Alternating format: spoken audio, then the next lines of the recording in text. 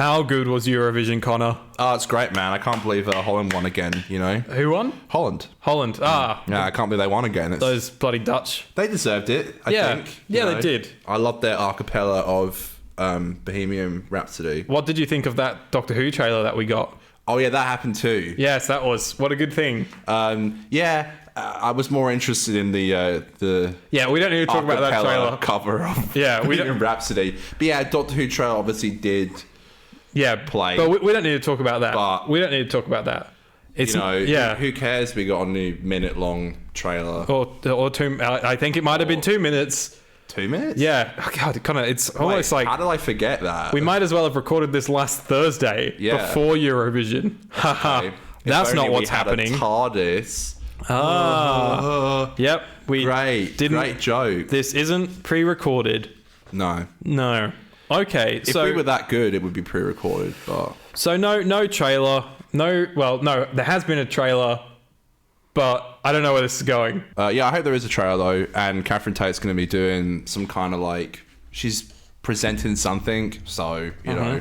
But by the time this episode comes out, we will know if there's a trailer, and we will talk about that much later. Yeah, and hopefully if there's a trailer, there'll be content out. Yes. So, dude, this show is almost like time travel, you know? Recording this before Eurovision. I was doing a load of I've been watching a load of David Tennant interviews and Ncuti Gatwa interviews and stuff. And I watched this old David Tennant interview from a couple of years ago. Yep. It was 30 minutes long. It was really fun.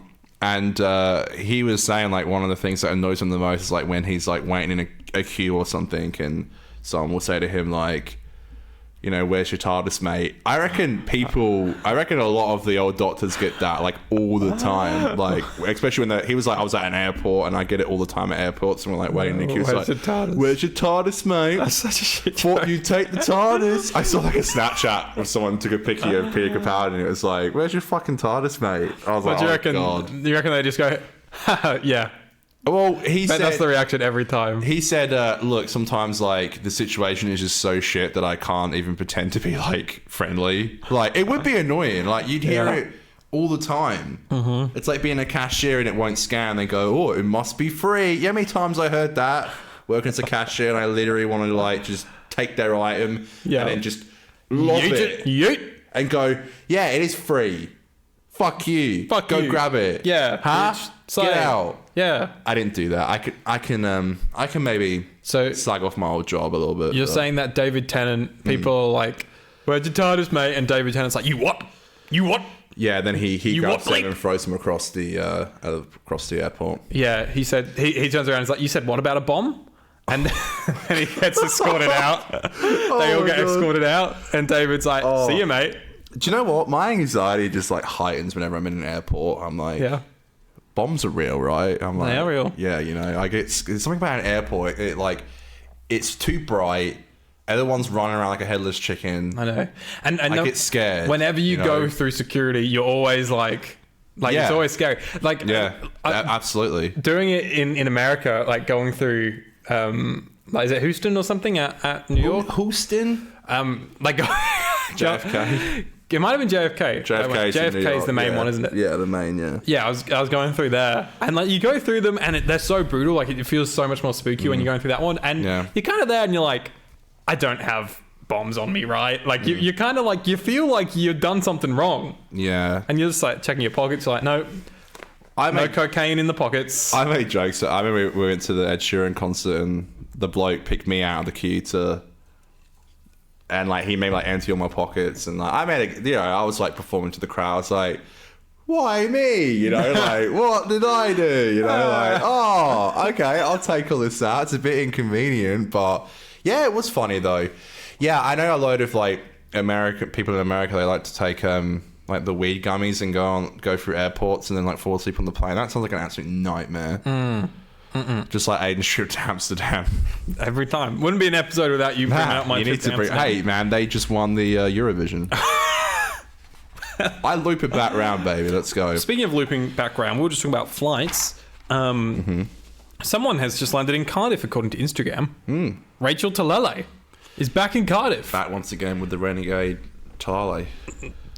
Yeah. I don't want to run away with this topic too much because she could be on a fucking holiday to Cardiff for all I know, but she's in Cardiff. You know what else is in Cardiff, Connor?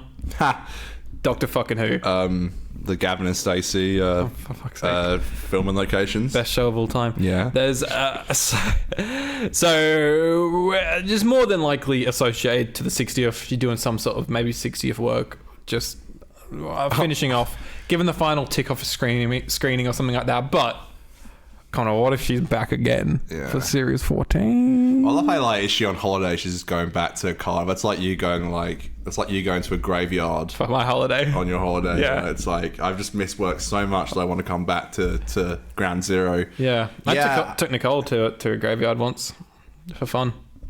She wanted to see kangaroos, and one of the cemeteries in WA just has kangaroos running around in it. So I was like, come on, let's... That's how I'd like to go, with kangaroos shitting on my grave. Mm-hmm. It gets all over my camera gear. When I'm buried. Mm-hmm. Do I think she's directing the final? I like to say so. I texted you the other day. I was like, today. Sorry, it's been a long day. I texted you today and I was like, man, this is kind of like, this will feel like Peter's era. Yeah. If she's doing the final. I hope she's back. I hope they utilise her well. I'd be sad to see her not come back after the 60th. I'm still pinching myself that she's directing the first episode. I think it's amazing. I'd love her to come back. To see her back. I'd love her to come back, but I'd also love to maybe see another familiar director in Series 14, because we got Rach back from the 60th, which I'm hyped for. I'd much rather have like a James Strong or like an Eros Lynn come back for Series 14. Love to see Rach again down the line, but... Yeah, I agree. I would love to see some hashtag Graham Harper coming back, Mm-hmm. But I think we might get more experimental stuff like that in Shooty's second... Sorry, I just poked you accidentally. Did you? I didn't even feel it. So I was like, wee. Wow. Ow. Was that bad? Abuse. I've trimmed my fingernails. No, it didn't hurt at all. Oh, okay. Just wanted to make you feel bad, love. That's okay. I do. Good. Yeah, no, I think in his second season, we'll get a bit more experimental. That's when Stephen Moffat comes back, Graham Harper comes back. Chris Chibnall. Sure, you know what? Throw him into it as well. Why not? Like, I actually wouldn't mind to see Chris do like a spin-off or something. Like, imagine a Eros Lynn directed Stephen Moffat script. Wait, we probably got that. Have we got that in Russell's era? Maybe. I think he may have directed The Girl in the Fireplace. I think I'm wrong though. I think you could be right. I think I'm wrong actually.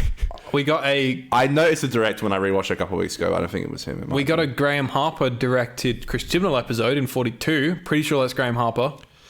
Hey mate, he's just waiting for the phone to go for that Chris Chibnall script. Yeah, okay. I would like to see her back, obviously.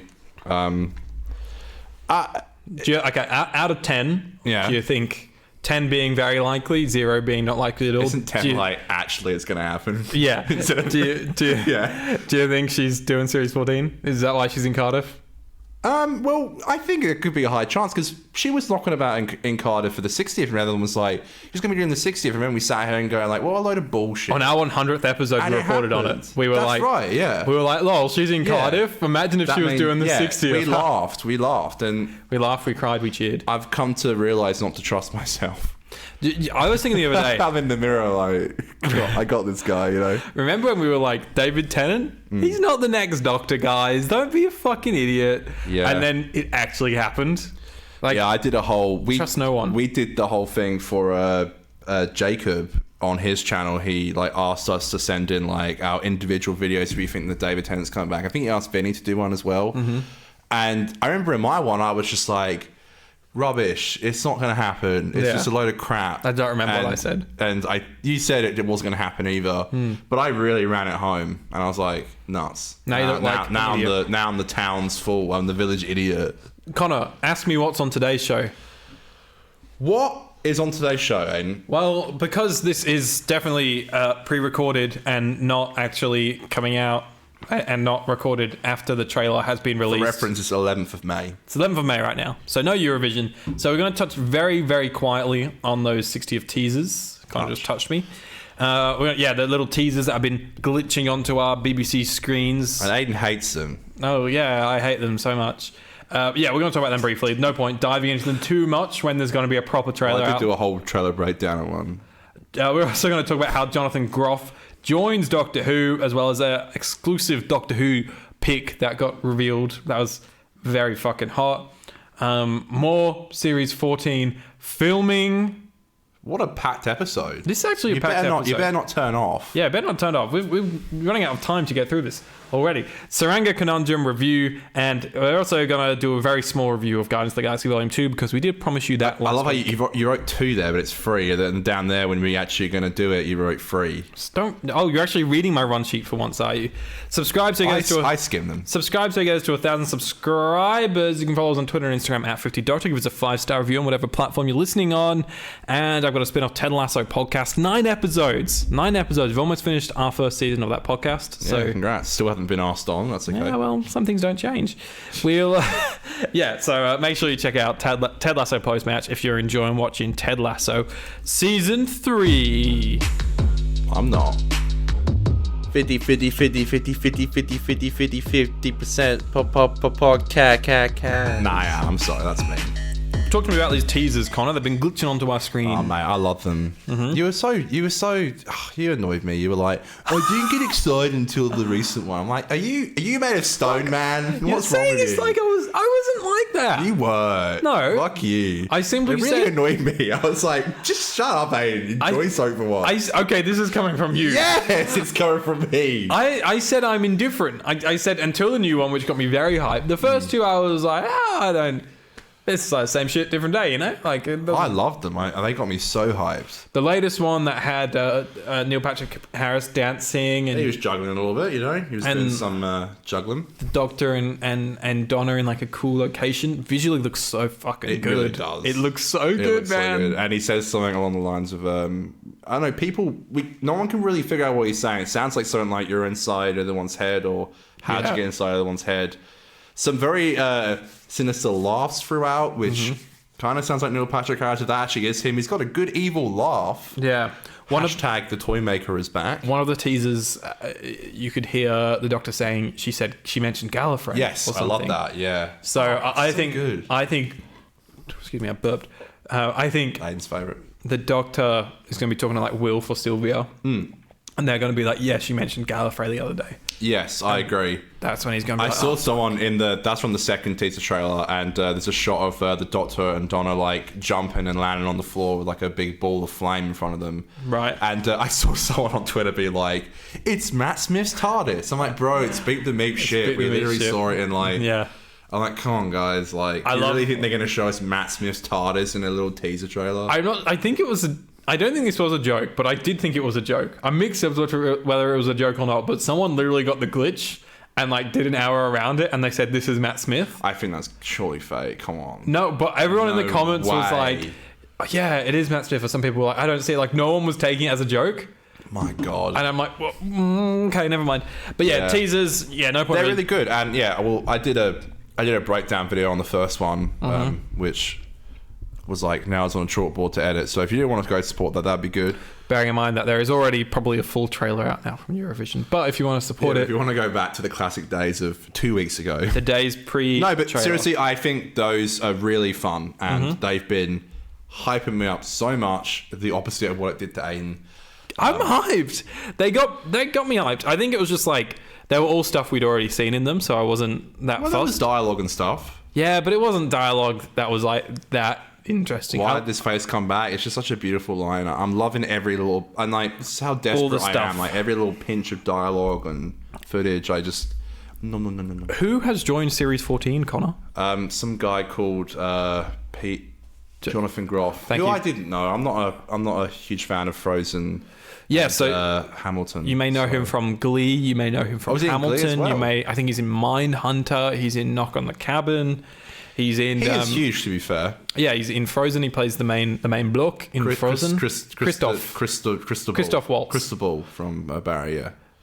Okay. Kin. And yeah, in Hamilton, you may know him as King George III, who sings. Are you a Hamilton You'll fan? be back Soon you'll see. Oh, God. You'll remember you belong to me. I literally left a party once because they were like, we were deciding something to watch, and they were like, we'll put this on. I'm like, I'm just going to be honest, guys, I can't do this. And I left. My friend group have had about a half-hour part of a party turn into a Hamilton just don't get it. Not watching it, we just put the music on.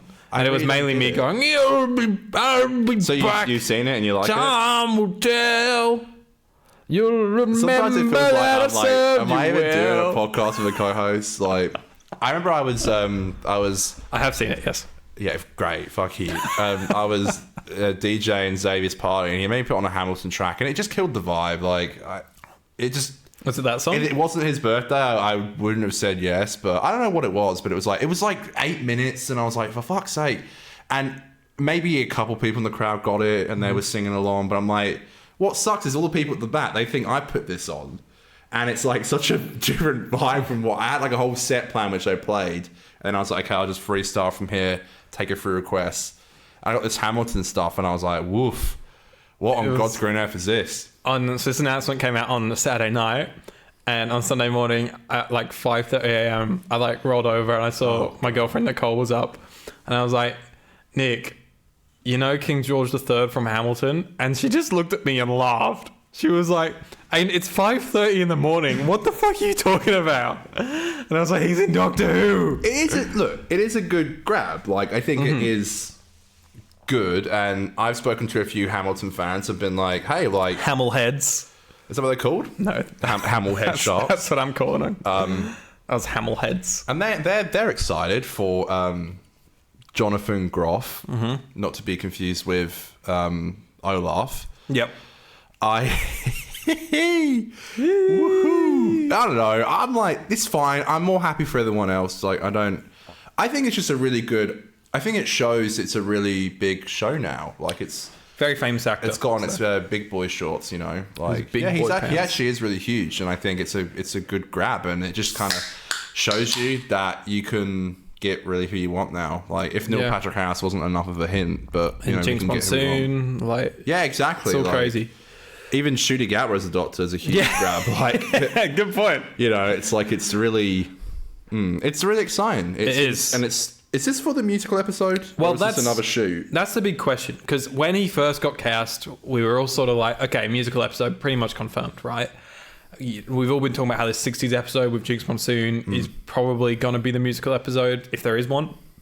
But then, today, woke up, checked the phone, had a scroll. BBC has blessed us with yet another filming pic, which I will put on the screen now. And this picture shows Jonathan Groff in costume with Ncuti Gatwa, and Millie Gibson in period attire costume. So this is like, this ain't fucking 60s. This is further back than the 60s. What is this, a time travel show? But it's like, there's two ways to look at this. It's either two different episodes, which I think, big chance, obviously, that's how Doctor Who works. Another thing that I think is, if it is a musical themed episode, don't you get a feeling, musical's all about set pieces and different set pieces. Absolutely. Don't you think it would be like a time travel musical episode where it's like, here's your Edwardian set piece with Jonathan Groff, and then here's your 60s Beatles set piece. You know, like, I think that this could be the same episode, but me too. They go to like 3 or 4 different periods throughout it. I agree. I think you're on the money there. And even like Jinx Monsoon has been rumoured to be playing the piano on the top of the rooftop of the building. Well, where? They were just doing like a set piece for it. She was meant to be playing on the top of the building, and that's classic to what the Beatles did when their final performance with all 4 of them together was on top of like a building. So it seems to be like stuff like that. Get back. I'm a little bit worried about, because I know, briefly going back again to the third teaser we got with Neil Patrick Harris, there was some binary code that said piano, and we've already seen in the 60th trailer that he's going to be doing a bit of a song and a dance. I'm a bit worried if like this is now 2 episodes. We're going from the theory. I love it.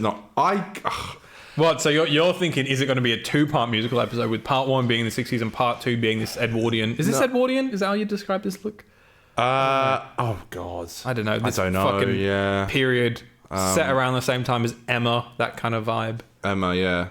That's a bit of a niche reference, but Well, also your Bridgerton. Bridgerton, vibes. yeah, I'd say kind of like the vibes of Man the Pompadour, Girl in the Fireplace. Yeah, like good, that. good. Yeah. To bring it back to Doctor Who. Yeah, I'm a bit worried though. 3 musical episodes, like I don't think I could take that. Like, well, one of the 60th episodes isn't going to be a musical episode. There might be a musical number, I reckon. That's the thing though. Like, I can't.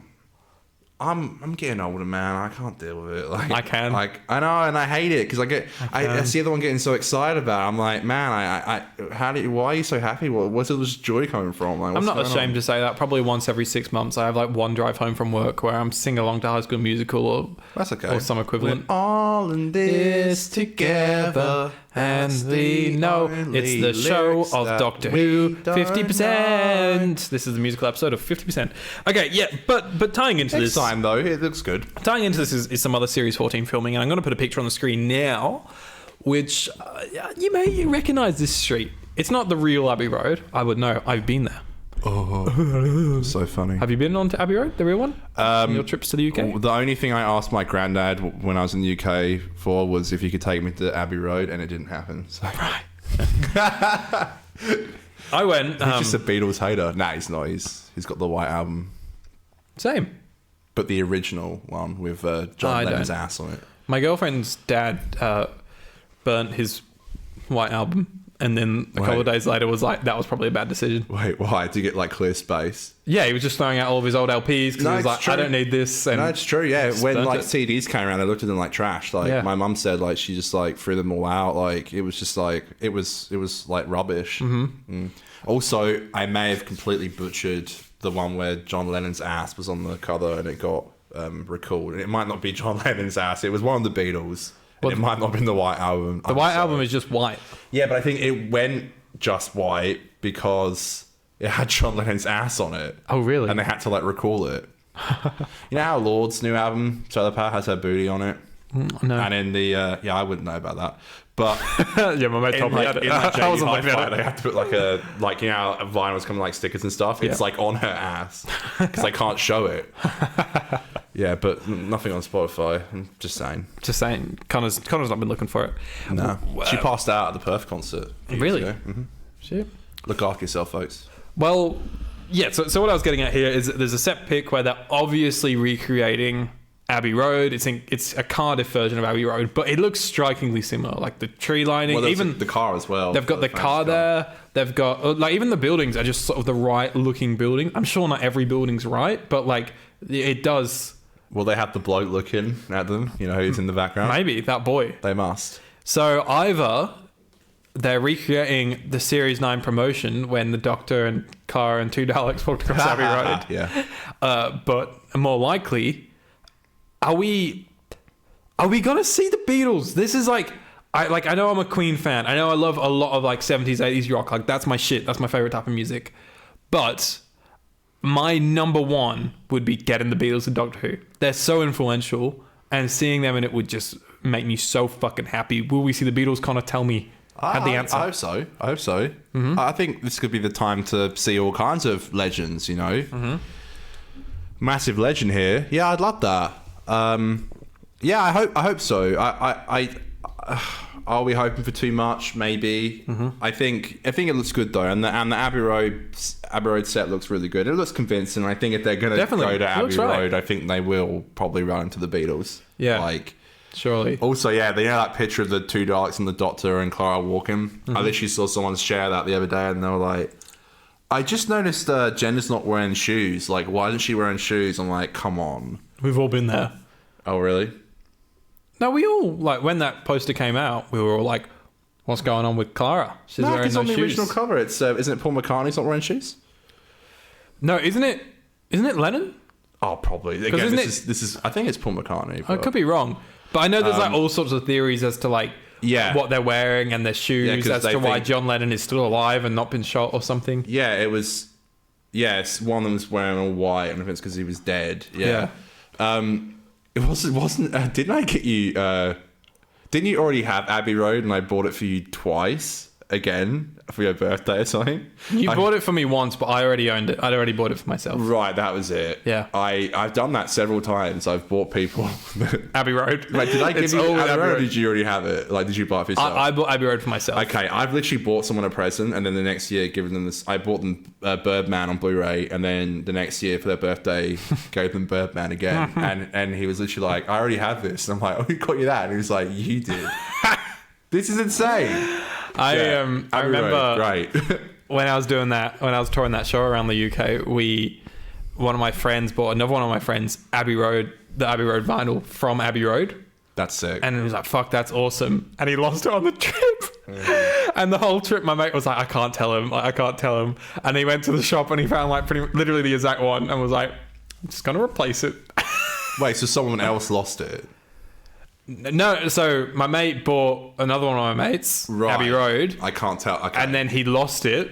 And so he was like, I can't tell him I've lost it. So he just bought another one. I see. He just from like Glasgow, just bought another one of it. Yeah. Yeah, no, classic. I do think we'll see them. I hope we're going to see some other, like, will David Bowie rock up? Will Vinny faint? Mm-hmm. Probably. She go nuts. Yeah. I hope we see it. We also, they were like dancing as they came out the TARDIS. Like there was some weird moves going on and that makes you think musical. Or I didn't think they were doing a musical number. A lot of people read it like that. I just thought they were like, off to see, like they could have the wonderful Wizard of Oz. There was, we're off to see the well, not spoiling anything, but there might be something in the TARDIS. There might be music coming out the TARDIS. You think could there be a medical jukebox in the TARDIS? Is that what No. Never. Yeah, when you snap your thing, isn't it just starts playing? Yeah, instead of the doors opening, it puts a disc in the jukebox when he snaps. Yeah. But one thing I'll say is to the musical theory, if he's coming out of the TARDIS singing, which a lot of people think is true, I think that you would hear the pedestrians that were doing all the filming would have heard the music because they play the music. You do playback, and otherwise, how are they going to be in beat with each other? They can't just be like singing along to open air and in beat. They'd have to have the music there. Yeah. Well, also behind the scenes, Shooty was singing ABBA. So do you think maybe ABBA's going to rock up? Mamma mia. Fuck. Here I go again. Series 14 is driving me wild. Like, I am so excited for the 60th, but Series 14 is on like a whole nother level, dude. Like, I'm so excited. I'm glad you're excited, man. I remember the days of Arrow and Walking Dead, and you were thinking it was shite. So, no, I'm very excited. Everyone does seem to be enjoying it and having fun. And yeah, But Connor the hater strikes again. No, Connor the lover, man. Nothing but love. Connor, nothing but peace and love to you, coming to you today from the 50% Dodgy podcast. Connor, my lover. Thank you. I love you too, man. Thank you for saying that. Shall we get on with a review, Connor? Yeah, we probably should. We should. That's what we're here for. Aren't we funny, Aidan? Isn't she lovely? We sing a lot these days. We do. I had to study that track in music. Really? Yep. With Nicole. Oh, that's... Not with, like, she was there, but like, it was... But you were in the same class. I didn't know Stevie Wonder was blind for, like, the whole class. One of my favourite celebrity stories is Childish Gambino, Donald Glover, being asked to perform at Stevie Wonder's birthday. Mm-hmm. So he like went and he did a bit, and then Stevie Wonder came up to him and was like, oh, that was amazing, thanks so much. And like Donald Glover obviously was like a little bit like, oh my god, this is Stevie Wonder. And he was like, oh, I'm so glad you got to see it. And like he said this in like a press thing before, like and he was like, I can't believe I fucking said that to Stevie Wonder. Okay, we've all been there saying stuff we don't mean. Yes, it's easy to do. Yeah, I suck at saying things I don't mean. The Tsuranga Conundrum is the episode we're talking about today, gang. It's the 5th episode of the 11th series of the British science fiction television program Doctor Who, written by showrunner and executive producer Chris Chibnall, directed by Jennifer Perrott, and first broadcast on the 4th of November 2018. In the episode, the Doctor and her companions are brought aboard a medical ship to recover from injuries they recently endured, only to find sonic bomb themselves dealing with a dangerous alien creature that threatens the ship and those being transported by it. That alien creature called the Pting. Mm-hmm. This is a big episode, Connor. It is. Because it has... The Pting. It has Brad Goldstein in it, who I've always really liked. And I've always, I've listened to his podcast for ages. I've thought he's like just a great dude. But the way that you describe how much I love him has made me be like, fuck it. Yeah, I'm a Brett Goldstein super fan. I genuinely wasn't like I love this dude until you were like, oh, it's Aidan's best mate. It's Aidan's favorite thing. And now I've had 2 dreams about Brett Goldstein in the past 2 weeks. So I bet, mate. I'm glad you're having wet dreams about him. I'm glad everything's going good between you two. I like Brett Goldstein. Goldstein. I like him. I just don't think he's God's gift like you do, okay? I'm sorry. I'm sorry. Okay? Like, I just don't. But now I play into it because of how much you say that kind of shit. Can. But, and by the way, I did go back and find the clip from the old episode where I brought him up, and it wasn't even worth bringing in. Like, it wasn't like I said it was going to be like, I'm like, I really like this guy, and you go, oh, great. Everybody said you were going to say something like that. You were just like, you couldn't have said anything better. You were like, oh yeah, he was really good. And I was like, fuck! I was going to get you. I was going to get you with something. And then you said he was really good. And I was like, fuck! Just wait until you... That seed's always been planted. Just wait until I tell you what I have to say about him in this watch. Okay. I don't want to hear Brett Goldstein hate. Yeah, I don't want Brett Goldstein hate in this house. 2018. Connor. Tsuranga Conundrum came out. How do you say feelings? Tsuranga Conundrum. Basically a silent T. Yeah, Conundrum. I'm not even joking. Sagana Canola. Tsuranga Conundrum. Yep. Tsuranga Conundrum. What did you think of the Tsuranga Conundrum in 2018? Okay, when this episode aired, I'm not trying to be dramatic, even though I'm a very dramatic person. I honestly thought this was the worst episode of Doctor Who I've ever seen in my life. Like, I really thought it was the worst episode ever. I said to myself, this is worse than Wedding the River Song. Oof. Okay? Nothing's worse than Wedding the River Song, mate. Maybe Sleep No More. Hated it. And until fucking the final, I was like, this is the worst episode. Like, I think this is just a new low. Right, you seem to say that every week as well. Yeah, I don't know. And like looking to the future, maybe like 2 years ago, I was like, man, gonna give this episode like a really, like, probably the lowest score on the show I've ever done. But I'll hold my thoughts for now. Where were you in 2018? This was another one that I watched in bed early in the morning with my girlfriend Nicole. With your eyes just like barely. It's another rare Aidan Nicole. Aha, yeah, right. Oh, you know what's changed? You know why she's getting involved in the more? Is because me and her have obviously started dating by this point. So by the end of series 10, because I said Twice Upon a Time we watched together. That was the first time I'd mentioned that we were watching one. And that's because that's the first episode we'd been watching that had come out since we'd got together. I just think it's funny you've gone from Rosa to this... We did Twice Upon a Time, Rosa, Tsuranga Conundrum. And you skipped to Conundrum. Sorry, I'm really not trying to say. No, we were watching them as I was just watching them as they were coming out. So if we had, because we're at uni, we weren't working every day and stuff. So no, it was I know. Yeah, Monday mornings. I just think it's a funny skip between Rosa and it's pretty. Yeah. Yeah, and she loves stupid shit. So she loved the Pting. She was like, she was like, this is so shit. But she was like, I love the fucking Pting. I was like losing her mind at the little Pting. Beady, yeah. I was definitely kind of in denial, as I often do when Doctor Who's not doing too well. I often sort of go and like, oh, but it wasn't that bad. Actually put on the clown makeup. And then it's great. It's like, I'll start the day and I'm like, it wasn't that bad. And then as the day goes on, I'll be like, oh yeah, it wasn't that fucking good, was it? But in 2023, it's a different year, isn't it? Some would say. Sunny 2023. I'm so curious to know what you think of this one, man, because this is... The way you've been with this season in general is so far different to what I thought you would be with it. So I'm really keen to hear. I'm just a matured man now, you know. Well, are you mature enough to enjoy the masterpiece that is the Tsuranga Conundrum? Yeah, no, I definitely... I don't think it's the big dumpster fire that I thought it was. Yeah, that everyone made it out to be. It's really not. Yeah. And I'm actually kind of shocked that I thought that it was as bad as it was.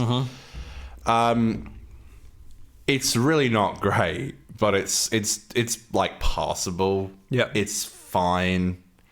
It kind of does its job as an episode, I feel like. And you know what? The Pting, I thought the Pting was like, it was my worst nightmare. It was the biggest low in Doctor Who history. And I fucking love the Pting. And you have a pop vinyl of it. I do. Maybe that softened the blow a little bit. Yeah. But that's why you gave it to me, because you were like, you hate this little fucker. I love the Pting now. I want to get a Pting plushie. I want to squeeze it and go to bed with it every night. You want to beat it. You know, I want to cry into it at night. You know, like I think it's just a really fun villain. Yeah. I think it's just a little cute little thing right up in the beds, kills Brett Goldstein and gets away with it. On the hate it to enjoy it radar, where are you? I honestly, on the Richter scale, I'd say. On the Tsuranga scale? On the Tsuranga scale, I'd say, yeah, I'm literally, I couldn't be more in the middle if I tried. I'm neither left nor right, as a few Americans would say. Yep. If you catch my joke, yeah. I know that joke. Yeah. I don't think many people will, but that's okay. I get it. I planted the seed. Yeah, what about you? What about you on the Conundrum? Tsuranga Conundrum. Yeah, I'm really... Okay, I'm just going to stop saying that word. Go on, where are you? Yeah, I'm very middle of the road. You know what? It started, and I was like, I'm enjoying this. You know, you start on the dumpster planet, it looks pretty good. Yeah. And then you go onto the spaceship, and Brett Goldstein's there. I'm like, my boy Brett. And then all of a sudden I'm like, oh, he's not that good in this episode. And like instantly was like, oh, I'm backing up here. I actually thought he was fine. I think he got the very unlucky thing that he was the guy that was there to just like exposition like fucking crazy. Like he was there, like just the amount of lines that he had was like, this is the medical bay. You've got to go over there to that bay to do that thing. I try to tell you this. The amount of lines he had that were like that. And I can just imagine it because Brett is, his podcast is a film podcast. He's very switched on with movies. Like he's a writer.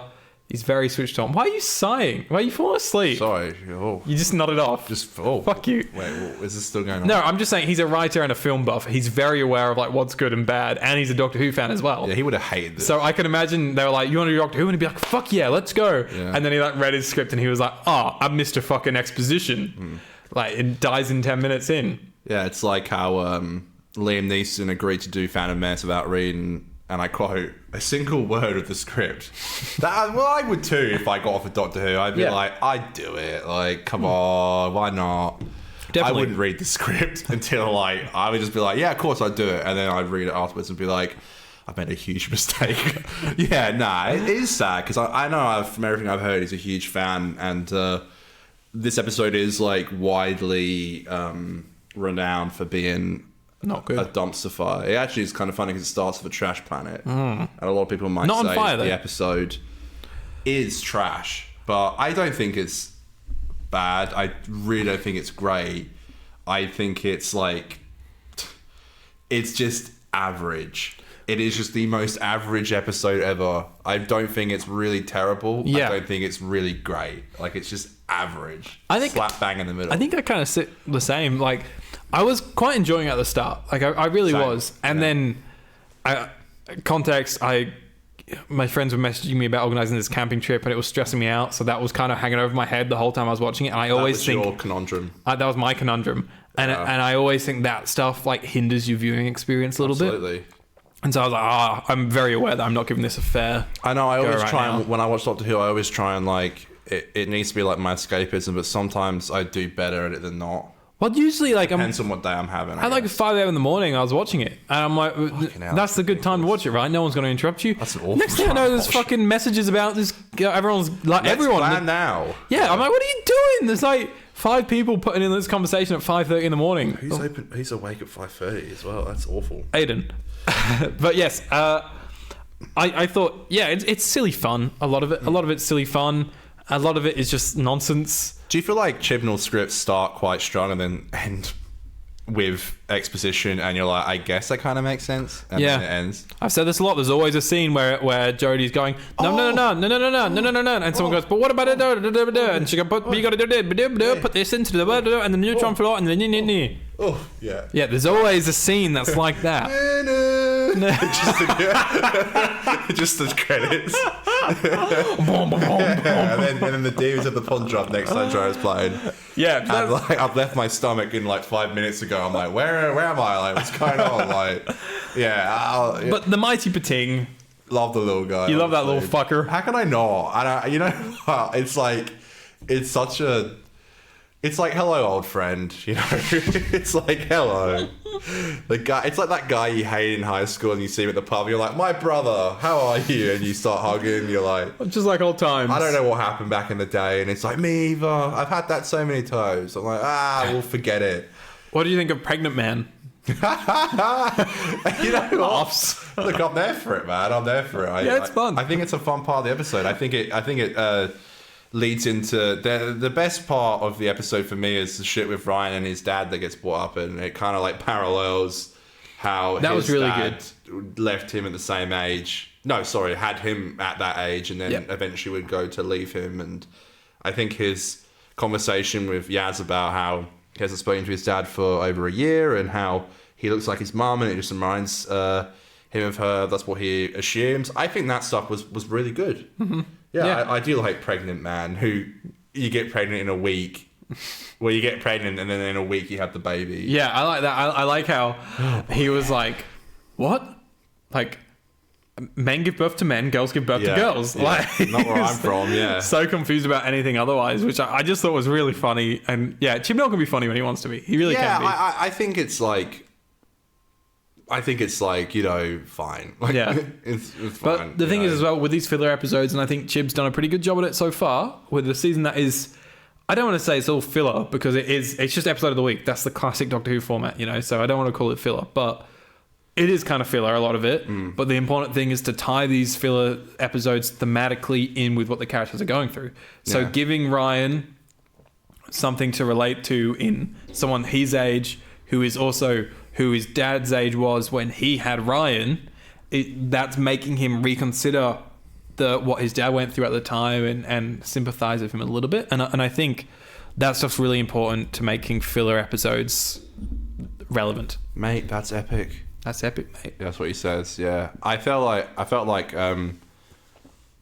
Graham and Yaz got really like sidelined, especially Yaz. I wish that Yaz was like all this shit's going on, like they're on this like hospital ship. Brett Goldstein just got obliterated in space. Dude. Like, why isn't she like, all right, everyone calm down, like, you know, I'm a police officer. Yeah. Let's sort this out. She just stands there like... Yeah, like a sore thumb a lot of the time. Why is she a police officer then? Before I talk about Yaz, that scene where Brett does blow up is the funniest shit ever, where he's like... I can't remember what it is, but his last line is so fucking funny. And it's like an extreme close up on his mouth, and then it just like spirals off. I can just imagine him reading the script and be like, "What the fuck is this?" Yeah, he calls to like his colleague and is like, "You're great." Yeah. Even though you don't believe it. Yeah. I always thought you were great. Goodbye. Boom. Yeah. Boom. Boom. Yeah, the Pting got his. He got what came to him in the end, because he killed Brett Goldstein. That's funny. Yeah, he gets blown up. Why? Well, there's a guy that I really like, a rapper, Doc Brown. I really like this guy. You know him as that. I know him as... What's his actual name? Well, that's his rap name. I don't know his actual real name, sorry. Oh, his actual real name is who I know him as, because I listen to his podcast. As Aidan Green. And it's escaping me. Wait, you right serious? now. He's got a podcast? Yeah. He's got it's actually a really interesting podcast where Ben Bailey Smith is his actual name. That's it, yeah. It's called Shrink the Box, and basically what he does is he sits down with a therapist and they talk through like the main characters of TV shows, and they put them in therapy. Got the Tony Soprano the first episode is based on Tony Soprano. They recently did one on Soul from Better Call Saul. And like they've done them on so many characters. Like, I'll check that out. That sounds actually really good. It's so interesting. Yeah, they talk about like the mind, and it's him and a therapist, and they're big ambassadors for therapy. So it's okay. Now we're cooking. Yeah, I've always really liked him. He's in Betweeners very briefly. Yeah, for one as a drug dealer, that is like, are you being racist? Yeah. Good scene in Betweeners. Well done. Mm-hmm. Nah, I think he's really good. It's funny how like they gave him like a lot to do, but Brett gets blown up. Nothing. Yeah. Well, I'm sure he's probably a bigger fan than... Well, I do think Brett has sort of only just gone boom in his career. Like, his career's only just sort of literally blown up since he blew up in the Tsuranga Conundrum. You know what's funny? I knew both of them. So what's his name? Doc Brown. It's Ben Bailey Smith. I knew Ben and Brett from Ricky Gervais projects, because they both worked with him individually. Mm-hmm. And that's how I knew both of them. And I was like, wow, they're both in a Doctor Who episode together. And and then Brett bit the dust. Can I say something quite controversial here? Please, go ahead. Although I might have to bleep it out if it's too... It doesn't need bleeping out. Okay, that's fine. It doesn't need bleeping out, but I know people aren't going to agree with this necessarily. All right, fix yourself, not the world, Aidan. And that's the shirt I'm wearing, and it's the title of the Wombats album. Sweatshirt, yeah. No, it's a shirt. It's just a long sleeve shirt. Sleeve sweatshirt. Anyways, what I'm trying to say here... Yasmin Khan, played by Mandip Gill. I'm going to be complete... It's the first time I've fucking ever said this, right? I'm kind of scared too. Oh no, don't be mean. At least in Doctor Who, because that's all I've seen her in, I don't think that Mandip Gill is that great of an actor. That's mean. And I really... I love Mandip Gill as a person. She seems incredible. You're being mean. But I've got to say, there is a lot of times where I think there's dialogue that comes from Yaz, and I just do not believe it. I thought she was incredibly good in this episode. I really thought she was. The scenes where she's talking to Ryan, I thought they could have filmed that in 2 separate rooms. I just did not believe a second of it. And I thought Ryan was actually given a good performance for once. But I didn't believe Yasmin's performance here. Yeah, Troy's about to come and snipe you. Yeah, I think I'm going to get sniped by a lot of Jodie Yasmin. Fine. And I think she does have really good scenes. I think she does have good scenes later in the run. But I think there's a lot of scenes, especially in this early stuff, where maybe she doesn't have a lot to work with in the script. Maybe it's a bit of that. I think it's that, yeah. I think these scripts are, pardon the pun, paper thin. We look at someone like Brett, who's now an established actor. It's kind of hard to... I tried to explain this to my dad once. He was shitting on Peter Capaldi, and I was like, look, Dad, sometimes the scripts are just really hard to work with as an actor. And the only thing I could compare it to was one time I was doing this high school play, and I felt it just didn't suit me as what I could do. Was this Me and You? No, it was something else. I can't remember what it was, but it just didn't suit me. No, because in the play that we played together, it was literally you and me, which was literally written into the script. It was just us. A bit more sexist versions of ourselves, but yeah, Yeah, and we were jocks as well. We were jocks. I was carrying a football. I've never played football in my life. I know. That part was a bit... I remember my mate took the piss out of me. He was like, I love how you were holding an AFL ball. You never fucking kicked one ever. And I was like, I'm acting. It's a play. You were probably holding it on your shoulder or something. This is how AFL players hold it. A box and an AFL ball. Hey kids. But I was I had this role, and I was it just didn't suit me for what I could do. Right. I was sometimes you can get great actors who can't do certain roles. And also sometimes it's just not well written. Yeah. And Do you remember in year 11, I wrote OSP, original solo performance. Oh, I do remember this. Part of a... I've wanted to bring this up so many times, but I haven't. Oh, no, I think we're talking about different things. Oh, I do. okay. But so for an assessment, you basically write your own monologue is what it is, and you perform it within a restricted space with limited props. In year 11, one that I wrote it, and it just wasn't for me, and it just wasn't clicking, even though I wrote it. Yeah. But it just wasn't for me. And what was that then? There was 2? It was very heavily based off Scrubs, because I was going through my Scrubs phase. That's right. And I was playing a surgeon, was losing his patients and stuff. Well, it was Scrubs meets Whiplash. Maybe, yeah, a bit of that. I don't know. There was a lovely line here from Whiplash. Was there?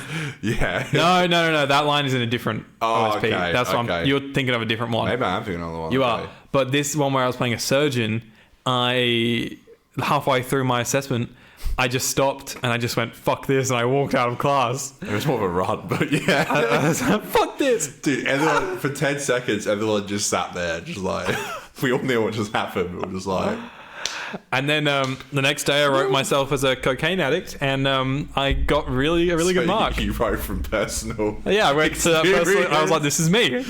Yeah. And I emailed the teacher and I was like, I've got a really great idea. I'm sorry, I know it was really unprofessional. I'll come back in tomorrow and I'll have one for you tomorrow. Bro, we're kids. And I wrote as a cocaine addict. As a kid. My one was literally it was me playing the doctor that I wrote. I was I've still got it on my computer. I was walking around the TARDIS being talking to a companion, like, you can travel with me. Like, it was so cringe, but, you know. Come with me. I remember, do you remember when, like, because literally in the assessment, she said, like, I'm giving you marks for, like, you got to do this, you got to do that, you got to do that. And one of the things you got to do is, like, pause. And I literally paused, and then she started clapping, thinking it was the end. And I was like, no, like, I'm still going. Maybe she just liked that moment. Stop. No, she was like, she thought it was I love that finished. pause. I love that beat. Bro, literally in the thing it says, like, you got to have pauses in your OSP. Yeah. And I literally paused, and she was just like, and I was like, I don't know, I'm still going here. And then I had to go back in the character and be like, oh, okay. Yeah, anyway, I was like, this is, man, so many cringe moments and drama. Do I talk about my my cancelled one that I did? What, pig? What? Pig? Pig? Oh, fuck you like a pig.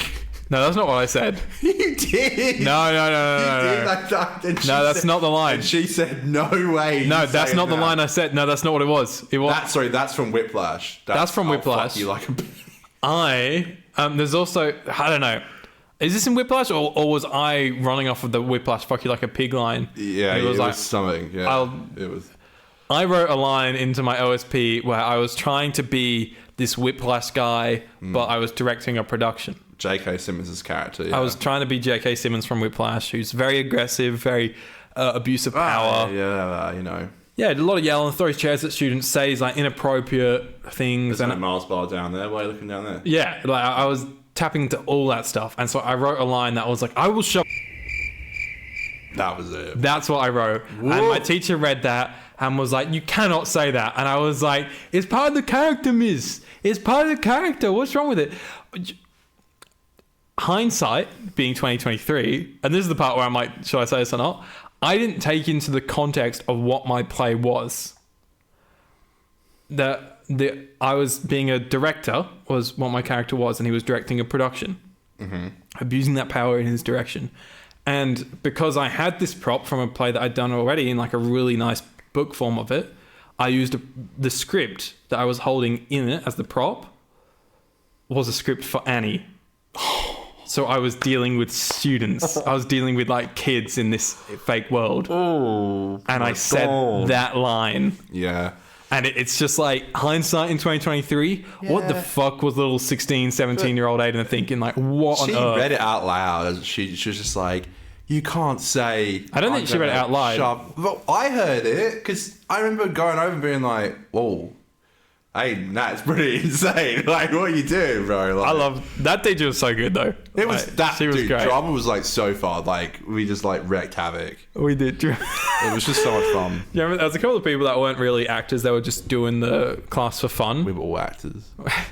And they couldn't get this scene right in the big final production. And she kept making us do it over and over again. But we'd go, like, all the way back to the start of the scene. I, like, turned to her and I was like, Miss, you're directing wrong. You should just redo that single bit and not the whole scene. Yeah. And you lost your shit, and then that fucking afternoon won the like student award for drama that she personally picked you for. Did I? After you went nuts at her, but she'd obviously like already sent it in a couple of weeks prior. It was so awful because everyone was just like clapping, like we all knew that Aidan. Everyone else was like, woohoo! And I'm like, oh, he just lost his absolute fucking shit with her like an hour ago. It was my abuse of power stage because I'd had a class where she got a migraine and she made me direct instead of her. Oh god! For this production, so I was like, what is going on? For 2 hours, I was director of our Year 12 production. And we have so much to thank you for. It all went to my head. It was like, yeah, that was awesome. We had to come in on like weekends and practice for the play. Yeah. That was fun, man. Okay, quickly, Connor, let's wrap up Tsuranga Conundrum. I'm just like... What the fuck are they talking about? Like, are we listening to a podcast right now? Oh, or are God. We just... Connor, I want to talk about one specific moment of this episode. Connor. And that's my big Dr. Energy moment of the week.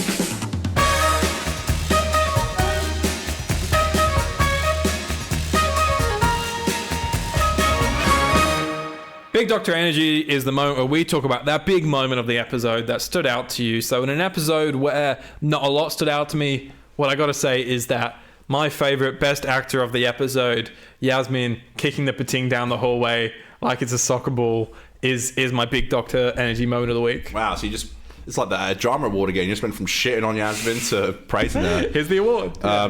Me, it's for Ryan with the dad chat. I think it's really good. Sure, you like a bit of daddy issues, don't you? Well, my two best friends are, a bit estranged from their dad, and I know what it's like for someone to grow up like that. I've heard it my whole life and from them, and it just seems quite close to home, and it seems quite relatable. Right. I hope I don't get in trouble for saying that. Anyway, just quickly, I went to edit podcast clips at my local pub on Tuesday night. And for some reason, like, my AirPods just would not connect to my laptop. I tried for like an hour. Mood. And then someone I know there came over and was like, why don't you just play it for your laptop? I was like, I don't want to do that. It's embarrassing. Like, music was playing, people were chatting, and I was like, I got to a point where I was like, fuck it, like, I'm here. So I edited a clip down the pub with it playing from my laptop, but every time someone would go past, and I had to go, because it was quite loud, I had to go in really tight. Yeah. So I was just like this the whole time. It looked like I kept doing that, and it looked like I was looking over at a couple having their dinner, because I kept having to put my ear at the laptop. So every 5 seconds, I'm like, little creeper. I'm going like this, and he kept looking over at me like I could stand him. I'm like, no, I'm not. I'm editing the podcast. I just look like an absolute nutcase. But I committed to the bit, and I got it done, and it was a nightmare. I just don't know why my AirPods just would not connect. I did everything, like, it just would not work for me. AirPods do that, man. And we would know from we use them in this show for episodes with guests. So yeah, I actually broke them one time. Aidan hates me for it. Yeah, one of them broke on me the other day. My ears are made of like steel, apparently. Yeah, they just break my AirPods. Any last notes on Tsuranga Conundrum? Because if not, let's talk a little bit about Guardians of the Galaxy. Yeah, I guess like final comments is Pting blows up. Yeah, Pting gets a bit of a, it's like after you eat lunch you get a bit sleepy. Yep. He had that. Just quickly though, so is the Pting, is it a race or is it just the one? Because that woman's like, no comment. I know the Pting, it destroyed my entire fleet, and then we see one Pting, or is it the same Pting in the jail? Oh, maybe it's like a deity resolution of the like it's like a crazy, it's like a god, like it's been there through all of time, and whenever you see what's the line in like series 3? It's like whenever you see the Doctor, like, you see death and ice and fire. Yeah. It's like, whenever you see the mighty Pting, you see death and ice. I think I'd sleep better at night knowing there's like a whole family of Ptings. It's just such a funny meme. It's got like quite a small like baby ass. Yeah. Like, our babies had those like asses, like little Georgie and all that. It's got like a baby's ass. It just reminded. I was looking at the Pting, like, I actually watched the last 5 minutes of Georgie. He was like, "With that," and he was smiling. I'm like, okay, the Pting's a hit with the kids. So he loved the Pting. Yeah, who doesn't? That's a hit. Who doesn't? He doesn't know what's going on, but who doesn't like the Pting? But yeah, just like mid-tier episode. Like, it's fun, ticks the boxes, but it doesn't like do anything beyond that. Well, now we're going to get very controversial. Is this whilst we talk about Guardians of the Galaxy? Aidan watched Guardians of the Galaxy Volume 3. I did too. Let's do an edition of What the Boys Watched This Week.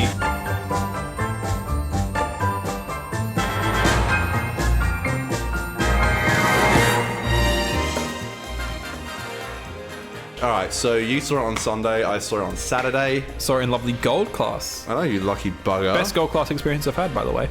That is a new cinema at our local establishment. I saw it in Whitford's event.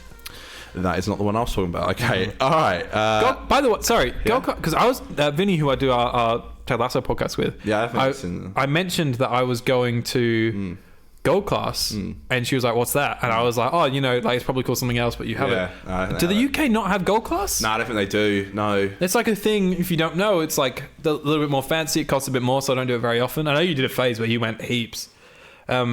But it's like a phase. I still do it now. But it's there's something good to watch. Smaller cinema, like, but really comfy seats. You lay back and you have like big tables, and you basically like pre-order your food and drink. So throughout the movie, like, I got like a beer coming out every 30 minutes to me during the movie. You didn't get a beer bucket?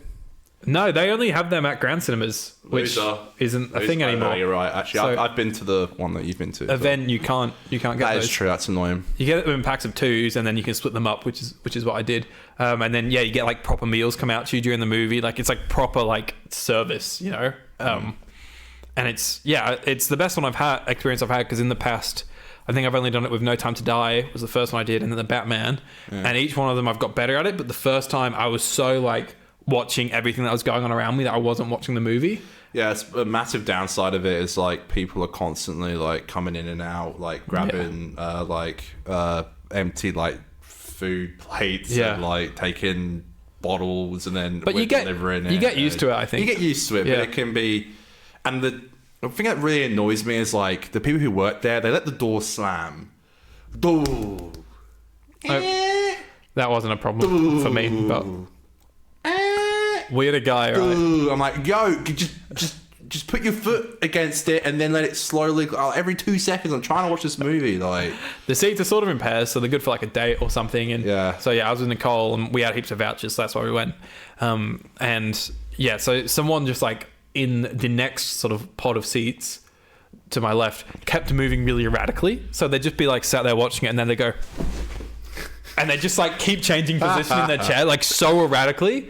That's funny. Yeah, it was so silly. Like, so yeah. I'm so respectful in theaters. I never like. I know. I'm so polite. I always, if I'm ever gonna like make a noise, I always do it when like a loud scene is happening. Yeah, like opening a can or something. I swear, when I went to go see Beau's Afraid, by myself, literally the movie started and some guy like cleaned his nose. I went.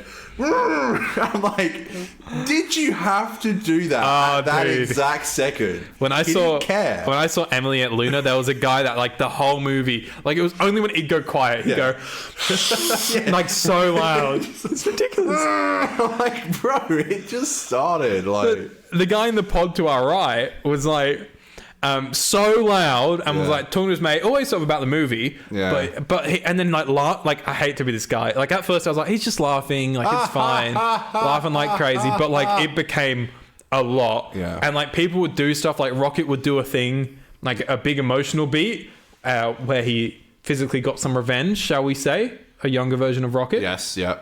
And the guy like was like, yeah, you fucking get him, Rocket. And I was like, stop. And at the end, Nick turned to me and was like, you know why he was like that? And we stood up, and there was like 8 beers next to him. Oh my god. I'm like, dude, this guy went fucking hard, and he was like up and down out of his seat. He'd walk in with like 2 beers and he'd be laughing, like not even hearing the jokes. Like he'd just be like, ha ha ha, I'm back. Pissing like a racehorse and he's like broken the seal. Oh man. All right, so Guardians of the Galaxy Volume 3, it's out in cinemas now. James Gunn's final movie at the MCU. Yes, it's a Marvel movie, of course. Aidan's favourite. And it's the climax of this trilogy. Not on it. Tell me what you thought. Yeah, well, it's a rocket focused thing. We're going to just spoiler free, but it's a rocket focused movie, and it's about sort of elements of people's past coming back to haunt them. I guess it's about family. Said Vin Diesel. No, Vin Diesel said, "I am Groot." Well, he is in it, so I thought that it was really fun. There's lots of like big boomy boom explosion stuff. Don't really care for that kind of stuff. Anything that was like Chris Pratt related, I didn't really care for. I don't think they took his stuff in the right direction. Come on, Guardians, let's go save our friend. I'm Mario. Let's go. That's my Chris Pratt impression. I think the whole thing with him is he's like grieving Gamora, and then it's no spoiler. It's in the trailer. They bring in like this alternate version of Gamora, which I didn't really understand, to be honest. But no, she came back in Endgame. Did she? Okay, I don't remember. Yeah. But yeah, there's this alternate. Didn't rewatch all 27 movies. I did like a year ago. There's just that fucking many of them, dude. It's out of control. No, I don't blame you. The last thing I remember is her dying, and so in the next one she came back. A different version of her came back. No point going down this rabbit hole. But it's like I would have thought him dealing with this new version of Gamora would have had more screen time. Would have been more interesting. Him learning. Perhaps that she's not the same person as the other Gamora. I thought that would be more interesting, but they didn't. That's kind of the route they go, but they don't really do. Like they don't really show it. They don't do much with it. Yeah, it's funny that the stuff that I think affected the film is stuff they did in like Endgame and Infinity War, and it's funny because I know James had a big part in all that, and he actually wrote the dialogue for most of the scenes of them in Endgame. And Actually, not that much, I don't think, because he said recently he didn't agree with the way Chris Pratt's character was written in Endgame or something like that. Maybe I'm nuts. Well, I know he... Okay. And he also said recently that Sean Gunn, his brother, right? His brother, yeah. So he plays a character whose name I don't know. Kraglin. Sure. And he takes the arrow thing, the arrow whistle that Yondu had. I used to be a huge fan, as you can tell. That Yondu had in the first two movies, yeah. And it breaks in Volume 2, right? No. Something breaks in Volume 2. That is the Walkman. Is it? No. Well, James Gunn said recently, and then it magically came back in Endgame. Oh, okay. I think it might have been the whistle. Nah, because that's again. If there's no, because Sean Gunn had it at the end of Volume 2, didn't he? Yeah, there's one of the end credit scenes. It's like there's five. There's 5 in Volume 2. Yeah, and this one's just a joke, and it goes into it's actually quite funny. Again, but it goes into tracks. It's throat. It's actually quite funny. It's not. I'm not even gonna lie. Some characters' thing that they had, like a weapon or something, gets broken in Volume 2, and then it's magically back in Endgame and Infinity War. And someone questioned James Gunn. They're like, "Why is it back?" And he was like, because the Avengers writers just brought it back." He said, "Yeah, I broke it in Volume 2, but then the Avengers guys magically made it appear again." And that's literally what he said. Interesting. Okay. So I don't think he was that involved with it. Okay. All right. So you liked it? I don't. Yeah, it was fun. I feel like I've only said negative things so far. I think it was fun. I think Rocket. I thought he was the star. I loved his story. Everything that stood for. And I love the whole thematic element of, just be present. Let these ghosts of our past, let them be ghosts. And as a recent episode aren't you? Well, a recent episode of Ted Lasso said, "Don't let your yesterday ruin your today." And I think that encompasses what this movie's all about. Connor, man, you're really loving that message at the moment. Tell me what you think of Guardians Volume 3. I'm gonna be honest, man. I didn't really like it that much. I had fun. I think it's a good movie. I'm really glad people are enjoying it a lot more than me, it seems. I guess but I have the unpopular opinion that Vol 2 is my favorite Marvel movie of all time. Mm-hmm. I just had a really close place in my heart for that. Probably got the best ending of a Marvel movie. I think the rest of the movie. That's what you said in the pretty blah. That's fair enough, and a lot of people feel that way, and that's fine. Everyone's got opinions. Mm-hmm. I guess I have a soft spot for these characters, and I really love James, and I guess it was never gonna maybe reach my expectations. And I feel it's funny because I saw it say on Twitter the other day because he finished his script before he got cancelled, and then he got cancelled and he got fired from Vol 3. Yeah, and he didn't get cancelled, just quietly.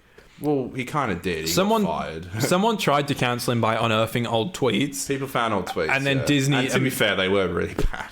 And then Disney immediately were like, "You're fired." And then everyone was like, "No, But it wasn't that we quick, don't want that. It was a good year. It was really weird. It was a big year. And then hired him. He got hired by DC. And then he did Suicide Squad, which I think's fine. I don't think it's the hype that everyone else thinks it is. I enjoyed it more than Vol 3 for sure, which I don't think so. Is insane. But I think Volume 3 is way better than Suicide Squad. I don't really like Suicide Squad. It's fine. It's got pretty good power in it, so for a waste of space. On the scene. Look, I got weird opinions, man. I don't know. You're everyone likes this. I must hate it. No, it's not true. No, I'm glad people like it. I really do. I think I'm so over these kind of movies, and I think honestly, when I sat there in the theater, I'm like, man, I think I've just gotten older, and that's fine.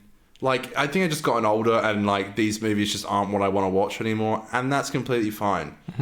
And I can honestly go back and watch movies like Civil War and Vol 2 and pretty much all the Avengers movies, and probably have a good time. But I just can't do it like I used to. I felt like it was let down by an explosive third act, it always has to be. Yeah, literally at one point, without spoiling anything, it's the same thing like always. There's always like these like there's 1,000 like enemies that come out of nowhere and they're nameless and they just get shot and die. But they also kill a few unnamed people. And it's like, why is it always got to be some fucking thing that's about to blow up and like, I don't know. And I enjoyed certain parts of that explosive act, the rocket focused parts of it. The Chris Pratt focused parts, you know. Come on, Guardians, let's go. There's a big, what's the word I'm looking for here? Like a bit of a fake out moment at the end. You know what I mean? Absolutely. That's what Chris said, and I totally agree with him when he said there was a lot of fake outs. It's a fake out moment, and I think it's literally the same fake out moment as the end of Volume 2. And I was like, are we seriously doing this again? True. Like, and it was just like, there's a prosthetic that comes with this fake out moment. And I just thought it looked so funny that there was no emotional value to it. It looked so goofy. Yeah. I literally couldn't help but laugh. I know, you can't take it seriously because it's a bad decision. I think I'm being very harsh on it because I had such high expectations. Which is fair enough. But totally fair enough. And everyone's like, it's the best Marvel movie since Endgame. I'm like, bro, you've put out absolute shit. Like, what did you expect? Like, the only reason you guys like No Way Home a lot is because Andrew Garfield and Tobey Maguire came back. Yeah.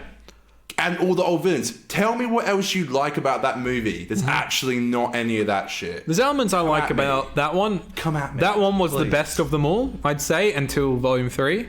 But yeah, I think there's a lot of shit. Spider-Man, Volume 3. But I very much like jumped off the rails with Marvel, and I don't watch any of the shows anymore. Or there's a lot of movies.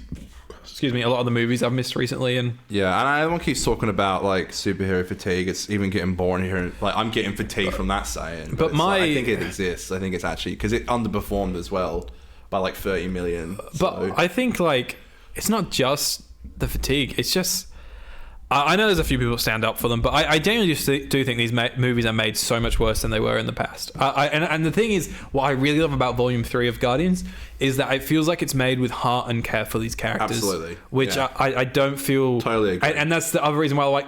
The other reason why I like No Way Home is because I think there's a lot of care for those Spider-Man in that movie.